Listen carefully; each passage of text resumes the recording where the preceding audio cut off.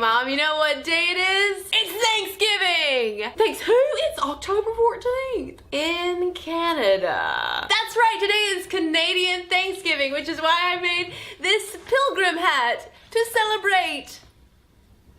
Which I realize is completely unnecessary because the Pilgrims were so not in Canada.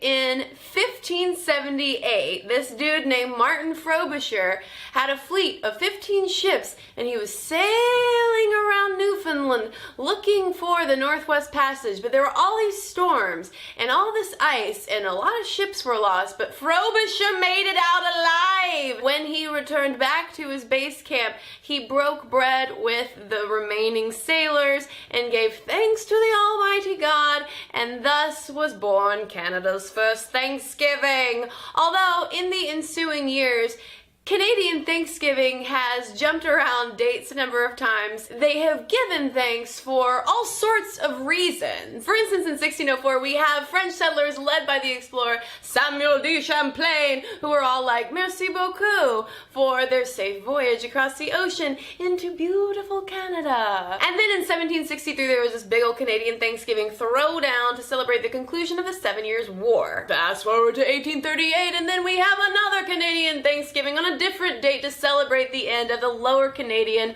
Rebellion. There was even a Canadian Thanksgiving celebration in 1872 to give thanks for the recovery of then Prince and future King Edward VII's recovery from being really sick for a while, proving that Canadians really are the nicest people on the planet. And then in 1957, the Canadian Prime Minister was all like, oh, let's give thanks for everything on the second Monday in October. That's my Canadian accent. Not very good, eh? But when I saw that Canadian Thanksgiving was coming up, the very first thing I thought was, what do Canadians eat on Thanksgiving, eh? And when I did a little digging, I was surprised and also delighted to find the following 5 foods that you are most likely to see on a Canadian Thanksgiving table. And if you're watching the United States, it's gonna start to look familiar really fast. Number 5, cranberries. Although probably not in triple strength concentrate form for urinary tract health. No, we're talking about cranberry sauce. Number 4, sweet potatoes.